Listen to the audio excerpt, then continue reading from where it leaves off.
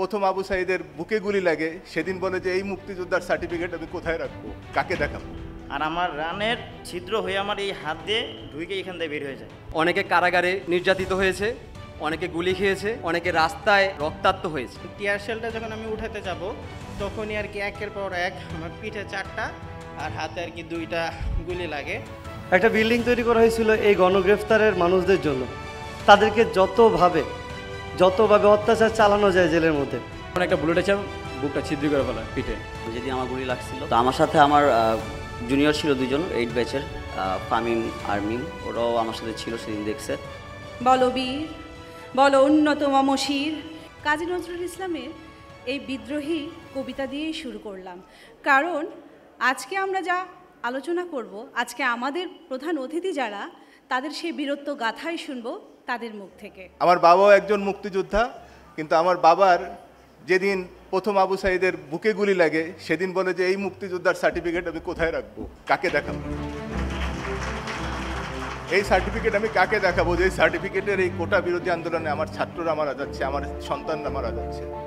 আমি আসলে আবেগে অনেক কথা বলতে পারছি না। বৈষম্য বিরোধীর আন্দোলনের আমরা যে পরাধীনতার শৃঙ্খল থেকে বের হয়ে আসছি, এই আন্দোলনে আপনাদের মতো আমরাও শরিক হয়েছিলাম বিভিন্নভাবে।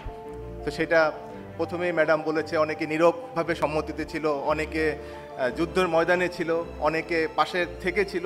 আমরা পাশে থেকেও ছিলাম, নীরবভাবেও ছিলাম, যেভাবে পেরেছি আমরা ছিলাম এবং আমরা ভবিষ্যতে থাকব। উত্তরা থেকে আপনারা জানেন যে সিচুয়েশন ছিল, সেই সিচুয়েশনে এসে আপনাদেরকে সশরীরে হয়তো সাপোর্ট করা আমাদের সম্ভব হয় নাই, আমার পক্ষে সম্ভব হয় নাই। বাট এই আন্দোলনে যা হয়েছে ভালো হয়নি। আমরা ভালোকে ভালো বলতে শিখব, আমরা ভালোকে ভালো বলতে চাই, মন্দকে মন্দ বলতে চাই। এই স্বাধীনতাটুকু যেন আমাদের সবসময় থাকে। টিয়ার শেলটা যখন আমি উঠাতে যাব তখনই আর কি একের পর এক আমার পিঠে 4টা আর হাতে আর কি 2টা গুলি লাগে।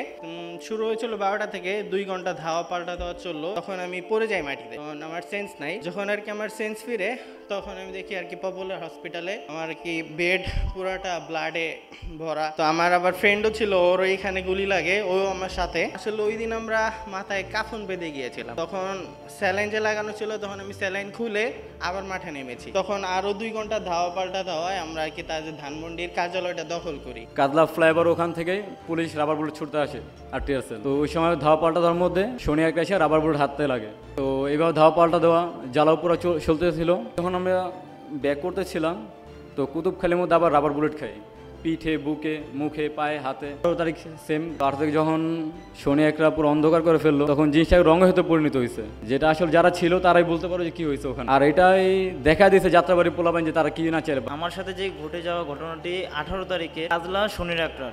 তো আমরা বাসা থেকে বের হই সকাল 9টায়, আমরা গ্রুপ ওয়াইজ বের হই। তো যখন আমরা আমাদের ফ্রেন্ড সার্কেল সবাই একত্রিত হয়ে যাত্রাবাড়ি থানার দিকে এগোতে থাকি, তখন পুলিশ আমাদের দিকে এলোপাথারি গুলি ছোড়ে, রাবার বুলেট, তারপর টিয়ার শেল, সাউন্ড গ্রেনেড মারে। তো এরকম পর্যায়ে আমরা ফ্লাইওভারে ওঠার চেষ্টা করি, যেখানে ওঠার সাথে সাথেই তারা গাড়ি নিয়ে চলে আসে, ইভেন গুলি শুরু করে। সেই টাইমেই ওই পাশে বিজিবির একটা গাড়ি চলে আসে, আসার পরে এলোপাতারি গুলি। আমরা জাস্ট পিছনে দেখি, দেখার পর দেখি অলরেডি 2-3টা লাশ পড়ে গেছে। আমি জাস্ট একটু দাঁড়াই, দাঁড়ানোর পরে আমি লাস্ট একটা গুলির শব্দ পাই, যেটাতে আমি কানে হাত দিই। হাত দেওয়ার পর হাতটা জাস্ট নিচে নেই, আর আমার রানের ছিদ্র হয়ে আমার এই হাত দিয়ে ঢুকে এখান থেকে বের হয়ে যায়। ইভেন তখন খালি হাতটা, মাথায় পতাকা ছিল, পতাকা দিয়ে খালি জাস্ট আমি পেঁচিয়ে একটা হাসপাতালে যাই। নর্মাল আমাকে একটা ট্রিটমেন্ট দেয়, জাস্ট 11টা সিলি লাগে। একটি স্বাধীন দেশে যখন আমরা অন্যায়ের বিরুদ্ধে প্রতিবাদ করতে পারছিলাম না, আইন ও গণমাধ্যমের স্বাধীনতা ছিল না জনগণের ভোটাধিকার, ঠিক তখনই একদল সূর্য সন্তানের নেতৃত্বে কোটা নামক জিঞ্জির থেকে মুক্তির উদ্দেশ্যে রাস্তায় নেমে আসে লক্ষ লক্ষ ছাত্র জনতা। আমাদের প্রিয় প্রতিষ্ঠান ড্যাফোডিল ইনস্টিটিউট অফ আইটি থেকে আমাদের সংগ্রামী সাহসী কয়েকজন বীরের নেতৃত্বে এক ঝাঁক তরুণ নেমে পড়ে রাস্তায় এবং সারা দেশের ছাত্র সমাজের সাথে একাত্মতা পোষণ করেছে। অনেকে কারাগারে নির্যাতিত হয়েছে, অনেকে গুলি খেয়েছে, অনেকে রাস্তায় রক্তাক্ত হয়েছে। এমনকি আমাদের এক ভাই আছে যার একটি পা আমরা দেশের জন্য কোরবান করতে হয়েছে। তার আমি স্যালুট জানাই আমার সেই বীর যোদ্ধা ভাইদের, বীর সহযোদ্ধাদের, যারা দেশের যে কোনো প্রয়োজনে সর্বদা রাস্তায় নামতে প্রস্তুত থাকে। আমি প্রথম যেদিন পুলিশের হাতে আটক হই, আমি নিজের চোখে লাশ দেখছিলাম। এটা আমি চিন্তা করতেছিলাম ওদের পর্যায়ে আমি থাকতে পারতাম হয়তো বা ছিলামও। ওরা যে গান পয়েন্টে নিয়েছিল, কীভাবে মানুষকে মানে দমানোর জন্য কত রকমের চিন্তা ভাবনা ওদের থাকতে পারে তা আমি ডিবিতে না গেলে বুঝতাম না। ওরা কী করতে চায় এই আন্দোলনকে থামানোর জন্য। ভিতরে থেকে যতটা কষ্ট নিজের হয়েছে তার থেকে বেশি দুশ্চিন্তা হইতো, তো খারাপ লাগতো, মনে হইতো যে হয়তো এখানেই শেষ সব কিছু। যাই হোক, আপনাদের সবার দোয়ায় ফিরে আসছি। তো স্বাধীন দেশে আমরা সামনের দিকে সুন্দরভাবে যেন সাজাইতে পারি, সবাই মিলে সবার যে ঐক্যতা আছে সেটা যেন ধরে রাখতে পারি, আমি সেই কামনা করি। যে কদিন আন্দোলনে ছিলাম সরাসরিভাবে সবাই জড়িত ছিল, ফ্যামিলি প্রেশার এগুলোর কোনো কিছু সম্মুখীন করে সবাই আন্দোলনরত মাঠে ছিল। তা আমরা আন্দোলনটা করছি বৈষম্য বিরোধী আন্দোলন, যেখানে আমরা কেউ কারো শত্রু বন্ধু কোনো কিছুই বিভেদ করি নাই।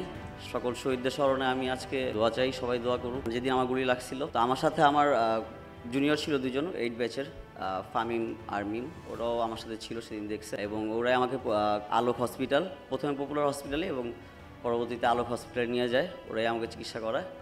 তার সাথে আমার আরও এলাকার ফ্রেন্ড সার্কেল সবাই ছিল। তো সবারই সে আমি সুস্থ হয়ে উঠছি। আমার ওরকম বড় কিছু হয় না। এখানে আমার সিনিয়র যারা আছে সবাই অনেক প্রবলেমের সম্মুখীন হয়েছে, যেটা আমি হই নাই। আমার খুবই অল্প উপর দিয়ে গেছে, আল্লাহ তাআলা আমাকে রক্ষা করছে। তো সবার কাছে দোয়া চাবো সামনে যাতে এইভাবে আমরা সুন্দর মতো এগিয়ে যেতে পারি, এবং বৈষম্য বিরোধীভাবে সকল স্টুডেন্টকে, সকল শিক্ষার্থীদেরকেই একই চোখে দেখার জন্য সকল শিক্ষকদের প্রতি আমার একটা আহ্বান, সবাই আমাদেরকে সাপোর্ট করবেন এবং আমাদের জন্য দোয়া রাখবেন। আসসালামু আলাইকুম।